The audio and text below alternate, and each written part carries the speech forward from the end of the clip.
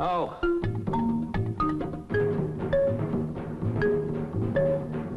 Base. 10 females to each male.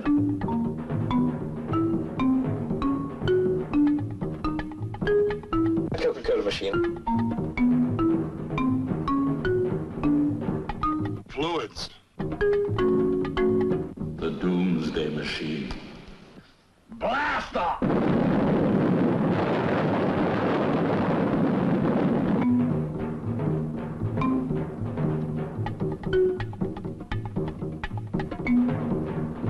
Where's my shorts?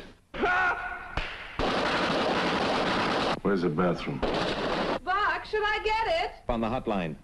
Dr. Strangelove. Or How I Learned to Stop Worrying and Love the bomb. A moving picture.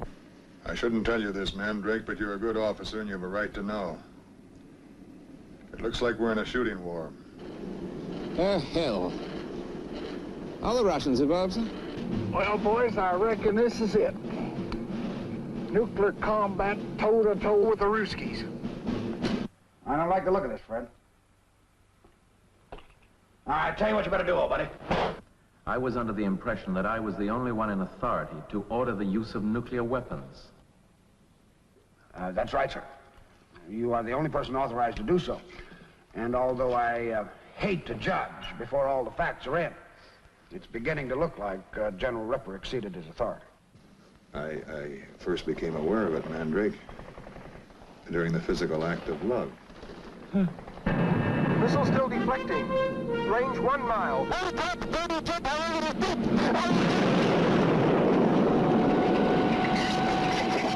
Start lever to cut off. Cut off. Station power.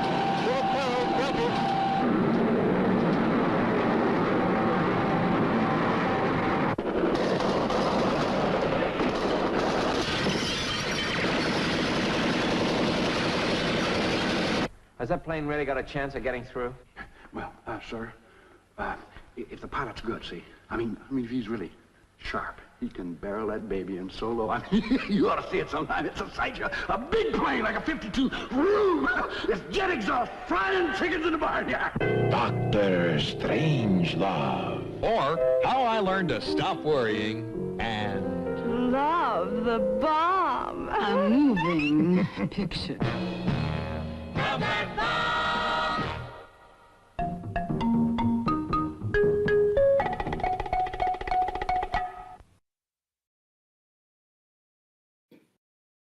Okay, we're live.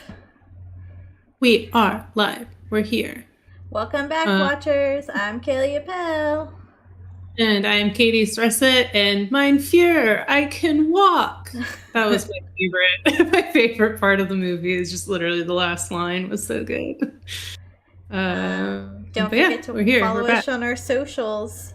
And we're live every Thursday for you knuckleheads. Mm-hmm. Currently only on YouTube. I've had a couple people ask if we are no longer on Spotify. Currently no, but I don't know. Maybe I'll get around to ripping the audio again, but we got full-time jobs. Yeah, we got big jobs. We were just talking about how we have so much work to do that we don't get time to fuck around, and that sucks. Yeah, so all I want to do is fun. Yeah. So yeah. We talked about doing this last week, but we didn't. So this week we can do a what are you watching? Right. So Kelly, what are you watching right now? Or spending your time doing, I guess. We kind of just been like, we watch like Veep every now and again, which I really like that show. And then because you mentioned something about, what is it? The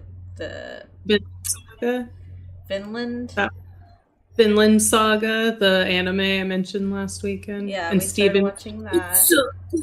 Yeah. We started watching that, and then we've also been playing Halo because Steven wants me to play Halo, and he said I have to be a 10-year-old boy, and then he didn't like it when I teabagged his dead body, which what does he want if you're playing Halo? What are you supposed to do? Exactly. That's do? like the whole thing. But what about you? What are you watching? Vinland Saga is the main that I'm watching. We just finished the first season and started season 2. And I've been trying to tell George that we should name our first son Thorfinn now because I really love Thorfinn, but he says no because we're not Danish or anything. We don't get to do anything. Oh, it's such a bummer. But yeah, that one's really fun. First season was so good. I'm not hooked on the second season yet. There's a bit of a time jump. But I'm committed. And then the third season of JJK got uploaded to Netflix last month. But I'm rewatching the first seasons because I watched them out of order. So I'm trying to do it right before watching the third season and getting my heart broken, I guess. So did you watch the movie yet? Yeah, I went back because I accidentally watched season 1 and 2 and then watched the movie. So now I'm rewatching season 1 to then watch the movie in order and then season 2. I think that movie was my favorite part of JJK. Yeah. The movie's really good. So yeah, I'm excited to rewatch that. And I really want to get like a Rika tattoo at this point. I think she's so fucking sick. So yeah. Yes, and welcome to the chat, Santa Cruz Loser, Jade, and Robbie, and Godzilla. Oh, oops, I forgot to change the topic. Oh well. We're talking about Dr. Strangelove. It's in the YouTube title. Whatever, man. Yeah, Godzilla was last week. So anyway, yeah, so that's what we're watching this week. And give Kelly a second, and we're gotta make it a little smaller because it doesn't fit in the box. Yeah. Okay, so I have been telling George that I will watch JoJo's, at least some JoJo's Bizarre Adventure before I come visit in November. So I am fully aware that I cannot participate in my nephew's baby shower without having watched some JoJo's Bizarre Adventure. At least just a little bit. I promise I will. And it's like it's been coming up on my Netflix more and more, so I definitely will. Drop in the chat which season Katie should watch. Yeah, let me know. Watch.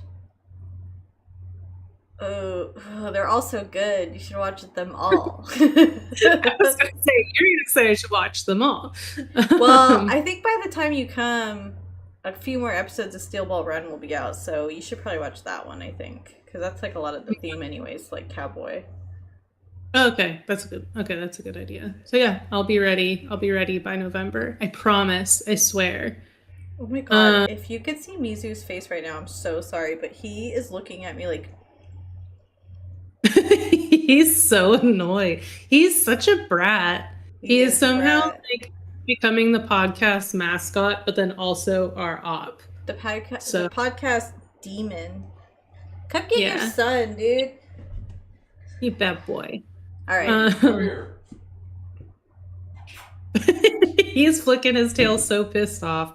But yeah, so Dr. Strangelove, that's what we're talking about this week. Robbie asked, what's the Cold War connection? Which I'm imagining is a joke because it's all about mutually assured destruction and all that Cold War policies and shit. Because it's so Dr. Strangelove, or How I Learned to Stop Worrying and Love the Bomb. Political satire, black comedy, co-written and directed by Stanley Kubrick, loosely based on the thriller novel Red Alert by Peter George, who then wrote the screenplay with Kubrick and Terry Southern. So yeah, based on basically the whole fear over politicians having access to these bombs that could destroy the world and how they are all stupid and maybe shouldn't be in control of those things. So we have Peter Sellers stars as 3 of our characters. He was supposed to be 4, I guess, with the studio. They were agreed to fund the film with the agreement, excuse me, that Peter Sellers would play 4 characters, because I guess he did so well in another movie playing 4 characters, so it's like a minimum. But he played Group Captain Lionel Mandrake, a British RAF exchange officer, Merkin Muffley, the President of the United States, and Dr. Strangelove, the nuclear war expert and former Nazi with the alien hand syndrome. And he was also supposed to play Major T.J. King Kong, the B-52 commander and cowboy that rode the bomb down to destruction. But apparently he was worried that he wouldn't be able to do a Texan accent very well, and then also, I guess, sprained his foot, so he couldn't perform in a plane, I guess. So we get 3 out of 4. Is that true? And, is Israel making a remake? I don't know that Israel should be doing much of anything right now. Anyway. They shouldn't be doing. Yeah, we know what they should not be doing. And we also have George C. Scott as General Buck Turgidson, Sterling Hayden as General Jack D. Ripper, Slim Pickens as Major T.J. King Kong, and then we also have James Earl Jones and characters with names like Colonel Bat Guano, Soviet Premier Kissoff, and Soviet Ambassador Alexei Desedesky. Yeah, we actually were Googling these words while we were watching it because we thought the names were kind of funny. Yeah. And turgid being turgid, bloated, overblown, and bat guano is bat shit. Yeah, it's literally bat shit. Jack Ripper too is a little on the nose. Exactly, Jack Ripper being the one that sends everyone to their deaths. And we kind of have a callback because I mentioned King Kong in that's true. Godzilla. Everything kind of just flows together with our Cold War series. It all comes together. So plot is General Jack D. Ripper takes nuclear war into his own hands as he believes it is beyond politicians to deal with the Soviet plot of tainting Americans' precious bodily fluids by adding fluoride to water. We see into the war room as the U.S. president and his top officials scramble to find a solution, only for the bomb to inevitably drop because all of their fail-safe plans actually worked. Everything worked as it was designed to, so fun. And yeah. And yeah, their precious bodily fluid is nut.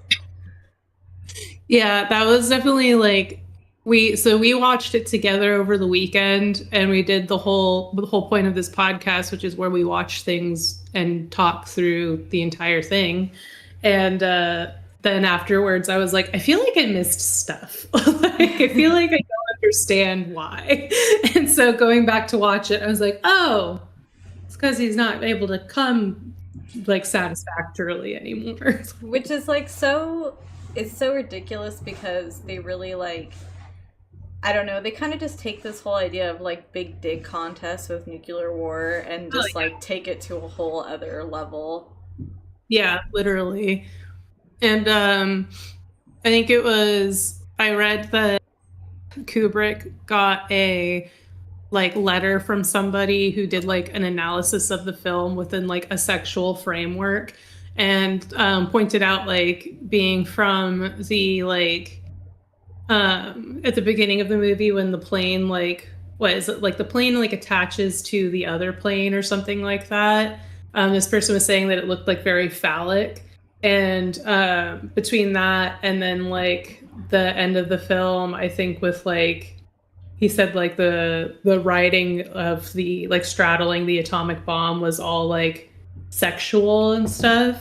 And Kubrick was trying to say you're the only one that saw any sort of sexual framework in this movie. And I'm like, dude, what? Because I mean the first thing I thought when they showed the shot of the plane, I was just that looks so phallic. All of this looks so phallic. I mean, I mean, like, planes do kind of look like big penises with wings. Yeah, and then there was like a whole attachment that was being used to like basically, I think it was like to attach, like put the bomb into the plane or like something like that, or it was like linking up to a plane to get fueled or whatever. And like that whole attachment looked like the kind of thing that women have to go through at the doctor's office and shit. That's what it is. Yeah, the plane is refueling midair. It looks extremely phallic, and they open the movie with it. That's all I'm saying. And so then, sorry, I have to look at the chat from here. Sorry. No, you're good. So then, don't diss planes. Sorry, Kyle. They look like penises. There's nothing wrong with it looking like a penis. I'm just saying that Stanley Kubrick is crazy for thinking that there isn't sexual innuendo the way that Kyle's like emojis translated to face red droopy eyes, face red droopy eye, face red droopy eye. That's fucking crazy. Stop? I'm sorry. Continue You're talking. fine. I have to beat my children. The boys are being real bad, and don't quote that out of context. For a second, it looked like you were throwing Mizu.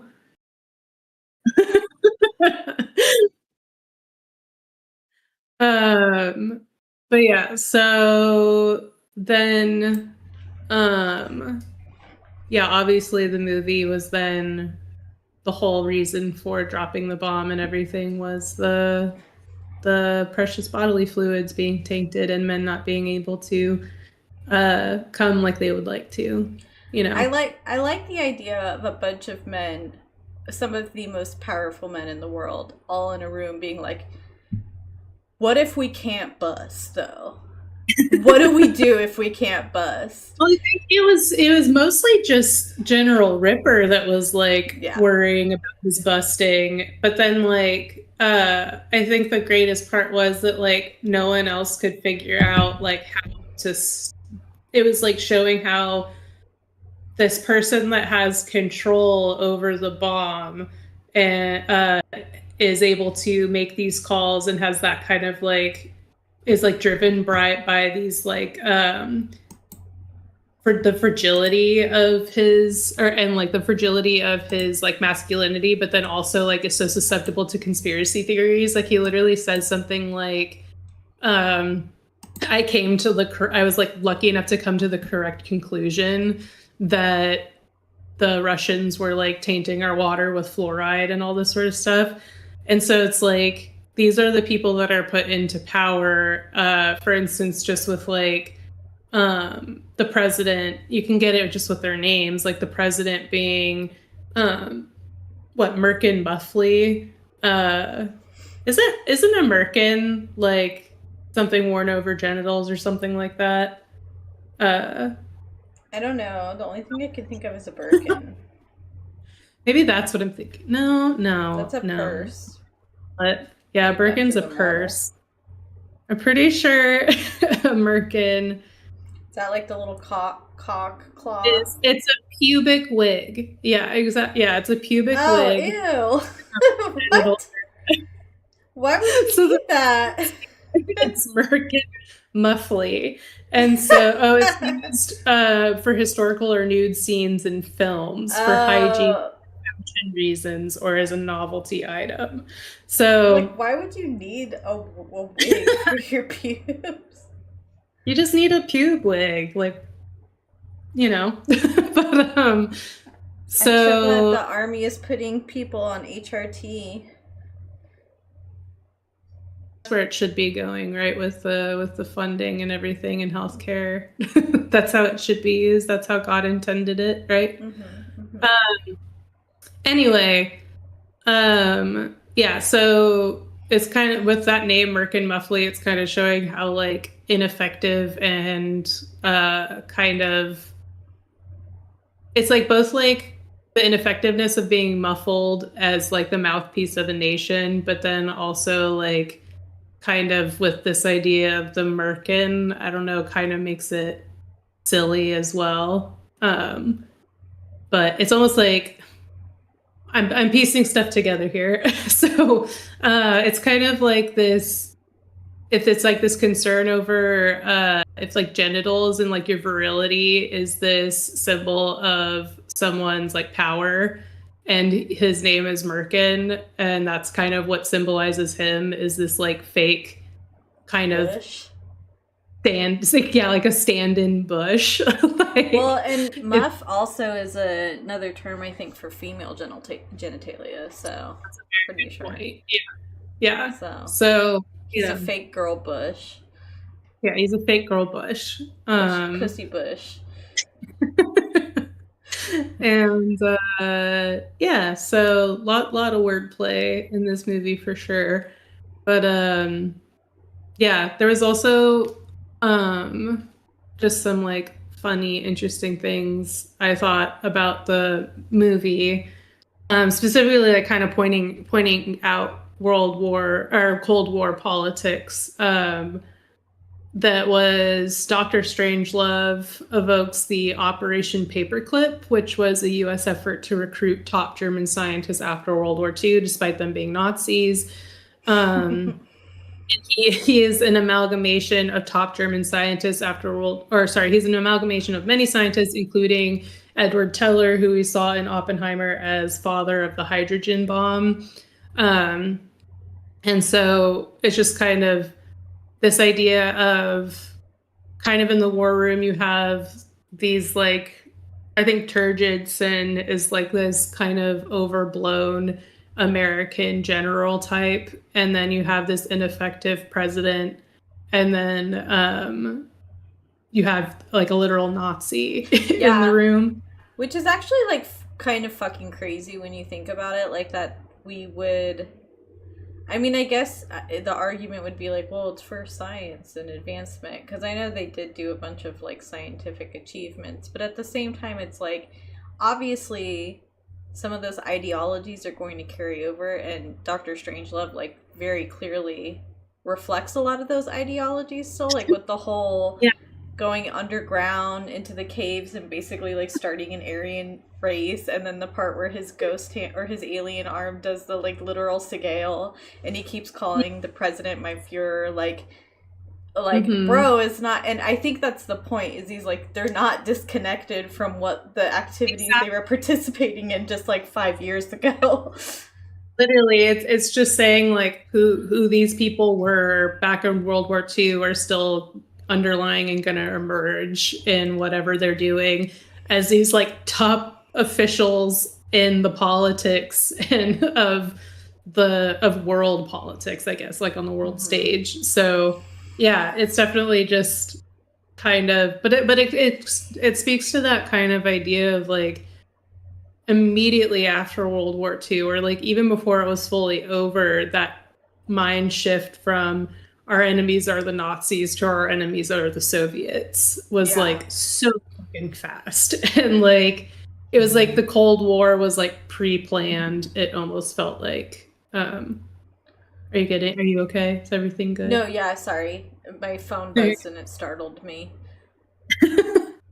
You're on alert. But yeah, so I don't know. It was, I think this movie is, I saw on a list, it was like rated as in the top 25 best American films ever made. And I can understand why. Yeah. It's so like even if like very what like little you might know, it's like the way he captures it is so funny, and just kind of like the hyper masculinity, and then all around like Ripper's constantly smoking a cigar, which can kind of be seen like multiple ways. Like if you're leaning into the fallacy of it all, it's like he's constantly has like this phallic object in his mouth, like, and he's the one that's concerned about losing cum. So it's like, you know, kind of can be insinuating that, but at the same time, like, it's also just like this like macho man thing. Like you see that a lot in like war movies where any like I'm sorry, but like Predator always comes to mind, and there's like a big scene where they're like Dutch, who's Arnold Schwarzenegger's character, is always smoking cigars. It's like such a masculinity thing, even though cigars are just like 10 cigarettes and they're gross. And wasn't there like a famous, I feel like there was like a famous fucking general or somebody there that was always I just forgot his name and don't care enough. It's just some old white guy. Just some old white guy always chewing on cigars in a tank or something. And then, like, around him, when he's clearly, like, I mean, he has the whole shootout scene. There's, like, those posters that say, like, peace for protection, like, all over the place. So it's kind of, like, making this in, like, literal statement that it's like, oh, no, we're here for peace, we're here for good things. But, like, at the same time, we're really literally willing to drop nuclear warheads over, like, our virility, which is crazy. And then what stood out to me a lot is when they're in, like, I don't know, what would that be called, like a war room or something, I guess. Yeah, they called it the war room. Yeah. And Turgid has the something for megadeaths, and then you and I ended up actually Googling what that means, which it's like a literal term that comes from World War II, which is like a number to equate more than 1 million deaths, which is fucking insane that you would even. And so it's like you see these juxtapositions of like, no, this is for peace and all this like goodness, but then at the same time he's carrying around like a booklet that's like literally like promoting like killing people in mass. Yeah, and you even see him talking about like what their options are for kind of like, you know, the president's wanting them to basically recall the plane and to call off the bomb, but Turgidson is basically saying like that it's not possible, and kind of their best option is to drop the bomb in a location where it's like 10 to 20 and 20 million people are killed versus 100 million people, and he's really kind of like, you know, it's really not like when you think about it, that's not that bad. And he'll even go into like sacrifice. Yeah, exactly. And he even says like at one point when he's talking about kind of the bomb and all the fail-safe plans, he's explaining why it's not possible to recall the plane. And he gets very excited about the plan that they put in place to make it not possible, but that is the exact thing that is going wrong. But there's just like, you know, like it's kind of just like, you know, little boys playing war rather than like adults in a room like actually dealing with this situation and like sacrificing lives. And then even just like the Kong's whole character is just so ridiculously like camp of what a like Texan Southern American guy is like. You know, he's literally like has a cowboy hat while like flying these bombers, and then when they have to release the missile, it's like he literally rides it like bull riding, which obviously can be seen as like in a multitude of ways, but like the most obvious was just like literally bull riding this fucking missile in a kamikaze style, because he's literally going to die. Yeah, exactly. And then like, but what I thought was interesting is at the beginning of the film, when they get the code from, or the order from General Ripper, that basically then cuts off all communication with them. He says to his team something like, we would only get like the team is asking like, is it possible that this is just like, you know, a drill and they're going to call it off or whatever? And he says they like General Ripper would only make this call if it was basically a point of no return. Like he's like, this means that like Washington has been attacked. Like he's like full confidence of like we are under attack and now it's our duty to do this. So like that's the only thing it could mean. And he's like, you would only be human if you had reservations about using nuclear weapons, but this is our duty and all this sort of stuff. And so he's like, we are now committed to doing this because it's our duty to our nation. But they have all of that based on the idea that their general is a sane person, and that the person that is capable of calling for these things is insane. And so for all intents and purposes, they're not wholeheartedly foolish and stupid. It's more like they're just kind of like cogs in the war machine and casualties to the stupidity of the men in power. Well, but that's like that's so typical of like war and stuff. It's not like, it's not like these guys want to go out there and like kill little kids and shit. Like, they're just pawns in this bigger scheme that's just like being controlled by a bunch of old white guys. And in this instance, Jesus Christ.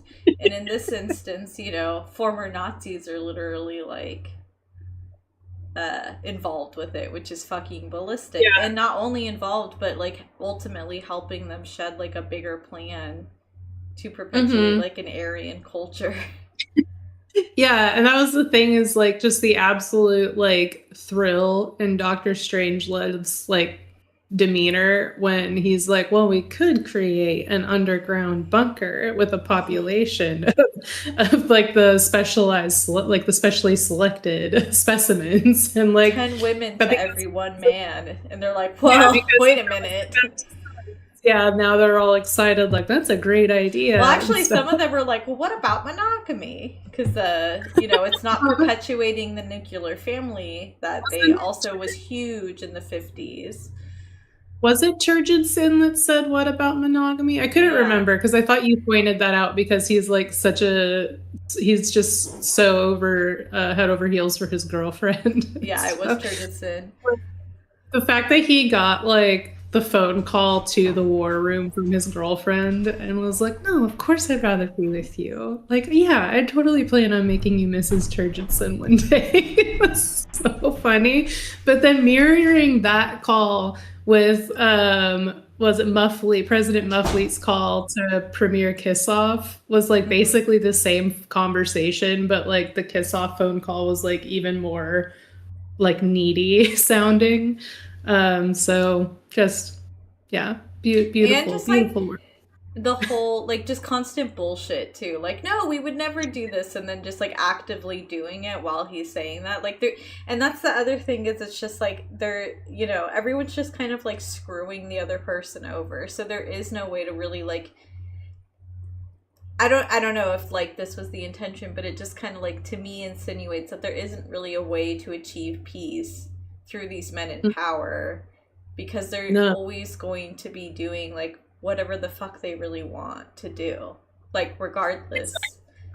Yeah, exactly. And it's like putting too much faith in too few people. Absolutely. And trusting no one will have a psychotic break. But then also trusting that the megalomaniacs that you put in power are not going to behave the exact way that they've always behaved, which is, that's crazy.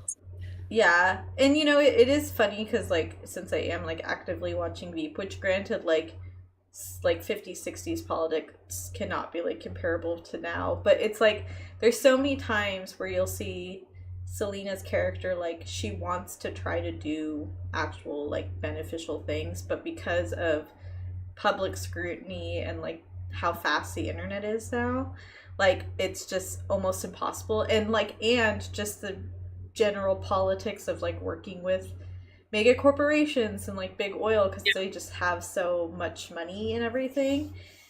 It really shows it's just like politics is kind of bullshit, and I'm sure it was even bullshit back then, because it's just like at the end of the day, like the president really wasn't ultimately the guy in power. The people pulling more strings was probably like these Nazi scientists and the, generals calling stuff. Because the president was mostly just on the phone, like lying. Yeah. And everyone else was kind of making decisions. It's true. And like even with, because like we watched Boardwalk Empire, which of course is like a, dramatization of the 1920s and organized crime in Atlantic City and stuff, but it kind of goes into like Nucky Thompson's character is based on the actual Nucky Thompson, who had such a heavy hand in the politics of like New Jersey, but then also like getting Warren G. Harding elected for president. And it was this thing of like, for so many like politicians, attorneys, like people in organized crime for so long. They got like their man elected so that they could get what they wanted. And it's always like cutting backroom deals and stuff. Like I'll get my constituents to vote for you if you can guarantee that I can get this, like that kind of stuff. And so, it always, I think in that way, it's like the president in a lot of ways has been this position of like kind of a figurehead. And it's like, they get to look like they're the person in power for kind of the ego of it, but not for the actual action of it. And I think we see that a lot with President Muffley, where he's trying to like make calls and he's trying to be like, get me on the phone with Ripper, like I'm the only one that's supposed to be able to do this, all this sort of stuff. And it's like, oh well, here's all these systems that we've put in place that have essentially made you ineffective. And that's kind of where it just like all falls apart. But at the same time, no one person should be, in charge of all of those things. But at the same time, like, it shouldn't fall to then just one general can say that he's going to do it and that's it. Yeah, no, like it absolutely shouldn't just be one person calling the shots. But at the same time, it shouldn't be posed as like this person's here on behalf of like the citizens. And then actually, I think that's like historically been the problem is it's just like you see presidents in power, but they're more of just kind of like puppets for what's actually, and you really like in our generation, like you really saw that with George Bush. It's like, sure, he was the president, but really who was making the decisions, which we like know for sure now, it was Dick Cheney. And which is crazy that a vice president had that much power, which is insane because normally vice presidents are kind of bullshit. So like I constantly forget that our vice president is JD Vance because he literally does nothing. Like I don't even know. I mean, maybe it's just because Donald Trump is just so actively, constantly doing bullshit that it's like the only thing But like the most popular or well-known thing about JD Vance is like creepy memes made of him. So like something out or something, right? Yeah, exactly. So it's a millennials to be in politics. That's what I'm saying. Say that again. Sorry. So it's a bad time for millennials being in politics because like we're going to be the first generation with like full internet footprints. And good luck with that. Good luck with that. I wouldn't do it. People will be digging up shit from your fucking Twitter 10 years ago. Good luck. No, thank you. You can't even be a celebrity. But kind of going through all of the kind of silliness and folly and ineffectiveness of these men in the war room, I read that the film was originally planned to end with a scene in the war room with everyone having a like pie fight. But they had to end up cutting that scene because it was just too silly, but then also the actors were having so much fun during it that they were like all laughing. But it was supposed to be like a serious pie fight, which I think in theory could have been very funny, but I'm still stuck on like that the whole thing ended with Dr. Strangelove getting really worked up to the point where he started walking again, and then he's just like, oh fuck, I can walk. And it's just like that kind of like almost fleeting attention span that's being given that's giving attention to these big problems. Well, and it almost like makes me think of too like the excitement of this, Aryan race that he's proposed and is going to happen as a result of what they just did, the atrocity that they just did.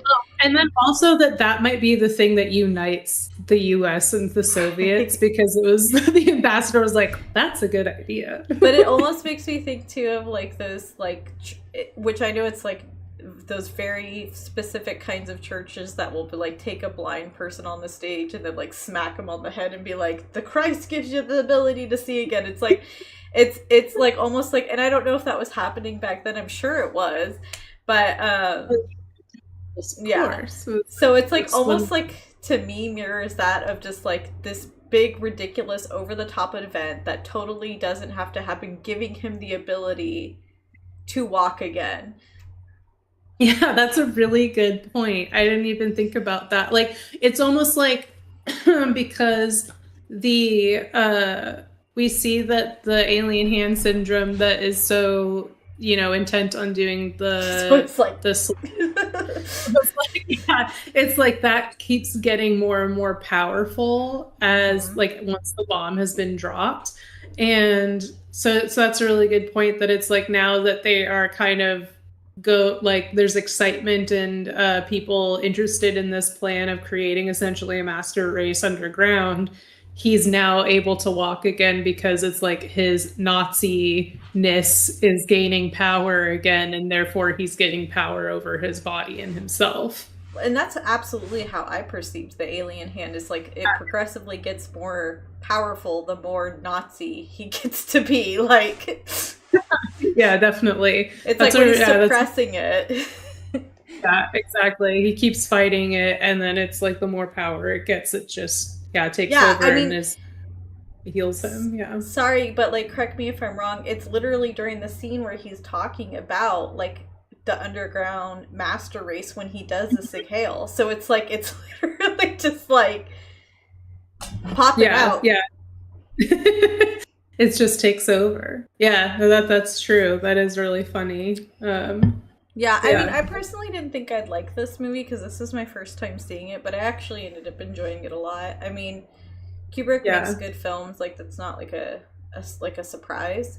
But hot take, you know, at making movies. Yeah, but I don't know. Like, kind of when it was like when we were first talking about it, I wasn't like super excited to watch it just because I was like, but I ended up really enjoying it because it was, despite being made in the 60s, very funny. And yeah. One thing about the Watching Out Loud girlies, we're not into old movies. We don't love old movies. We see black and white. But yeah, no, exactly. I mean, it's kind of got a similar humor to like Mel Brooks type comedies. Absolutely. And those are bangers. So, and Peter Sellers is really great. So yeah, it was overall, a lot of fun to watch. We'll watch it again probably this weekend because George needs to finish watching it, so I'll watch it again. But yeah, I get why so many edgy guys with tattoos were like, "This is my favorite movie." When I was, I didn't know that. Yeah, I don't know, but maybe they have good taste. Maybe they were into. Maybe they were. Those were the ones that were onto something. Yeah. What is a dreads for DraftKings? What does that mean? What'd you guys do? A dreads for DraftKings. Sorry, I've just kind of been ignoring chat, so I wanted to. A dreads for DraftKings. I'm googling it just to see what that could possibly mean. Yeah, what does that mean? I don't know what that means. I'm guessing it's a misspelling or something. I'd take the under on that.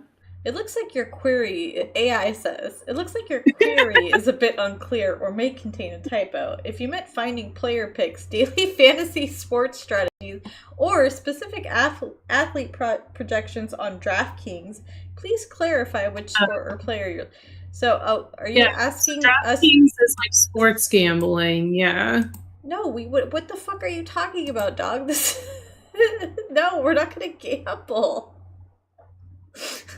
Why would we gamble on a movie podcast?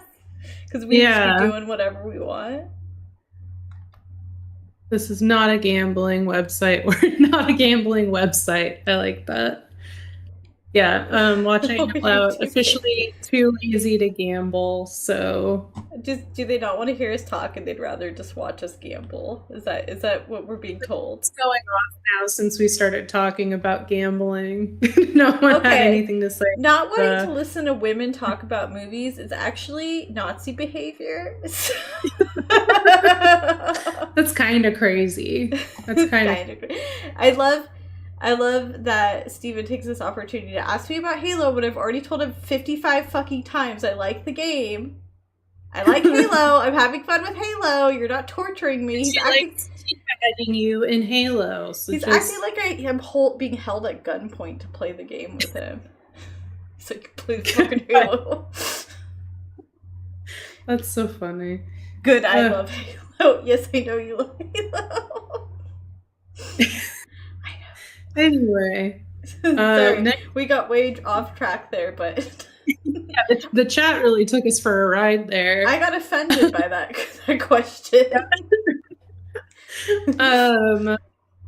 Next week, Rocky IV, U.S. versus Russia. Oh, we're not doing the Stalin movie?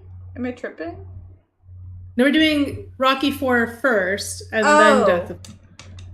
Oh, okay. Sorry, I missed that. No, you're good. You're good. Yeah, so Rocky IV, no context for other Rocky movies. Don't come here for those kinds of contexts. No. We're only watching that one because it's so much like the Cold War. I like this idea of Kyle like a little screen in the bottom. Instead of our logo tiny in the bottom, it could be a little square of Kyle playing slots. I like the idea. Kyle's too young, but him literally at like one of those like slot machines, the nickel ones. Yeah, but kind of like the kinds that you find at a gas station in Nevada, because like every gas station in Nevada has slots. It's true. Not liking Halo is Nazi behavior. Okay, that's fine. I said I liked Halo, so there's no need to name like call. Halo here. What's Repentant? I don't know. Movie. Which one? Are you talking about 1984, or it looks like there was one from 2023? There's also a 2013 one. Or maybe that was the one I meant. 2013. With Forrest Whitaker. No, I saw one for 2023 as well. British crime thriller 2023. Oh, I think it's this one, the 84 one, because it's a surrealist comedy made in the USSR. Which one was that? The 1984 one. Well, that one is 2.5 hours long, so I don't know if you could pay Kelly to watch it. It's about censorship and their infinite wisdom of the Soviet Union. And they actually banned the film. Yeah, good luck getting me to sit and watch this, guys. Yeah. If it's like interesting enough, then I could. Is it also in a different language? Because reading for 2.5 hours. I think Steven abandoned Repentance and went back to Halo. Was it what Steven? He's loser. That brought up Repentance. I lost track of things in the chat. Oh. But yeah, so next week it's Rocky IV, and then the following week we're wrapping up the Cold War with The Death of Stalin, starring Steve Buscemi and a bunch of other people. Yeah. Pretty good run. What are we doing after Cold War? That was gonna be our Foyd series, our Weird Girl series. Perfect. Back to our roots. Yeah, back to our roots. So I think we have on the roster we have Welcome to the Dollhouse. We have May, which I love May. I think I put Frances Ha on there because we've talked about that movie in the past. And then there was one more, but I can't remember it right now. Maybe it was Pumpkin or something. I remember. We have a list somewhere. Somewhere. Yeah, there are movies named Repentance. Yeah. Good job, Kyle, on 10 free spins. May. Holy co. Holy co. Holy co. Yeah, I think Weird Girl series is going to be fun. Frances Ha was one that Cameron really wanted me and George to watch, and then there's a line in it where it's like, I think her friend, I think she says, no one wants to fuck a Georgie, and Cameron just drilled that into George afterwards for a little What's in bit. that in reference to? Like, I guess there was like some friend was dating named Georgie. Like he went by Georgie. And I was like, no one wants to fuck a Georgie. So Georgie. Poor Georgie. I like my Georgie. Anyway, we'll wrap up the Cold War, and then we'll be back to our weird girl shenanigans. Weird girl. Yeah, and I'll be back in my proper abode next week. Ideally, I've been having so many computer problems, and Katie will be out of her dungeon. George is gonna free her. George put me in a bunker, and it feels like I'm in his bunker right now. But no, it's actually just dark, and mine's pink and pretty. So Anyway, I think that's it. I think that's all we got for you guys. Good luck on the slots, Kyle. Bye.